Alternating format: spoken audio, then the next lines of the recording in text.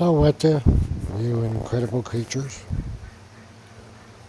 brothers, sisters, children who are fortunate enough to be able to listen and read the Liturgy of Quies. This is the third video of the third epistle of the book of Iehosua, Joshua. And we left off still exploring an order, a command that was given by Iehosua to the priests. And religions like English Protestants claim that that the laity, lay princes, so to speak, are hereby in charge. They answer to God, and the church answers to them. So we've been explaining that, and we're at the point where now we're discussing circumcision, which we will cover in Iehosua very soon. So similarly, you'll learn that there'll come additional orders from Iehosua that all should be circumcised.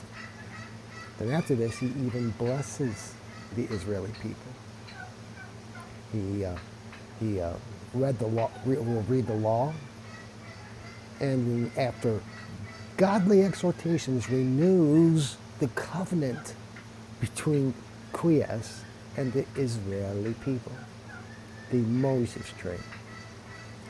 All in way of execution of Quies' will and commandments, not by any pretended jurisdiction in spiritual things, which is what man loves to do.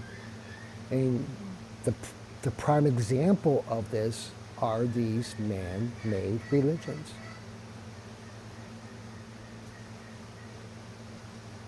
Nearly 2,000 of them for Christians. And for non-Christians, maybe another 500, 600 more. Incredible. But this is what man does. Because he or she gets this inclination, thinks they are speaking with with Quies, instead of being right with his church. And they begin this nonsense. And then they convince people of their righteous path, even though they be erroneous, the path is erroneous from the start. But they will not admit to that. And this goes way back to our forefathers when Quies calls us a stiff-necked people. In both the Old and the New Testaments, you're going to learn of many other good earthly princes, temporal princes that shall dispose and execute many, many things pertaining to he which is the service, Quies' service. Such men and events they'll set forward. They will maintain and defend the true faith and religion. Incredible princes, I'll repeat, that will set forward, maintain, and defend the true faith and religion, not make up another one. This will be especially evident and true with the Christian princes, of whom even Esay prophesies when we get to the book of Esay, that kings should be foster fathers and queens the nurses of the church. How about that? From Esay. Kings should be foster fathers, queens nurses of the church. Kings are foster fathers of the church. Queens are nurses of the church. Absolutely love that. St. Augustine, in fact, he teaches that kings serve Quies by commanding good things and forbidding evil. If leaders would only listen to this wisdom today, huh? Kings Leaders serve Elohim by commanding good things and forbidding evil pertaining to both human society and religion of our Heavenly Father. And religion of our Heavenly Father. Not separating them. Let's explore Constantine the Great, for example. He performed several religious acts to exactly this effect. Even those things which our adversaries wrest to their own sense show evidently his due submission due to his spiritual pastor. As when urged by the, if you know anything about Constantine, is when he urges the Donatists, perverse importunity and being desirous to bridle to so great impudency, he heard and judged Bishop Cecilian's cause after other bishops sentenced for him against the heretics, where he gave judgment agreeable to the bishops, yet pleading pardon, excused himself for this theft.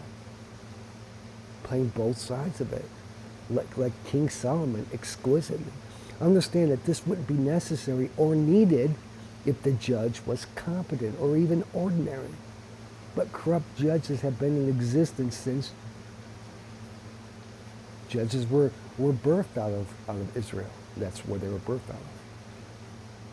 Here are some other examples of nobility involvement. To maintain Catholic, for example, Catholic supremacy against heretical religions, the Spanish kings, they used the title Católica, which means Catholic. The French, they used the title La plupart des chrétiens, most Christian. And additionally, the kings of England, they used the title Defender of the Faith. William Optatus, who's a Roman Christian martyr, William Optatus, he wrote that the same emperor, Constantine, exclaimed against the appellants in these words, O rabida furoris audacia, sicut in causes gentilium fieri rolet, appellantionem interposuerunt. O outrageous boldness of fury, like as in causes of Gentiles is wont. They have interposed an appeal. The like good offices die, as in Justinian, Charles the Great, and many other Christian emperors and kings for which they are much renowned in the whole church.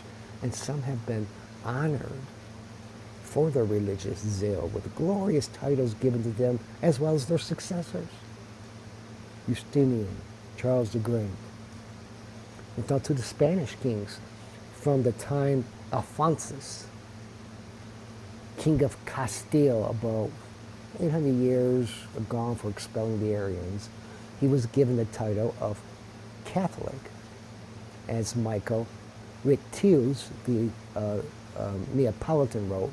For the kings of France was the title O Most Christian, from the era of Philip the Emperor, which is about 1521 AD, 400 years since, for expelling the Albigenses. This, again, is recorded by Nicholas Gillius. Lastly, to the King of England, Henry VIII, not my favorite, for his book of the sacraments against Luther at first. And then marriage wasn't going his way and he flipped. Pope Leo X gave him the title Defender of the Faith.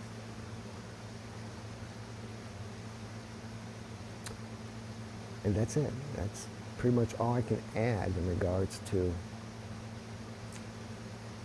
the church being under the leadership of laity. It's nonsense. All right, when we next meet, we'll discuss, we'll continue on with this epistle, with this chapter, with Joshua speaking to the children of Israel, giving them wise words. Until then, Pax Vobis, huh?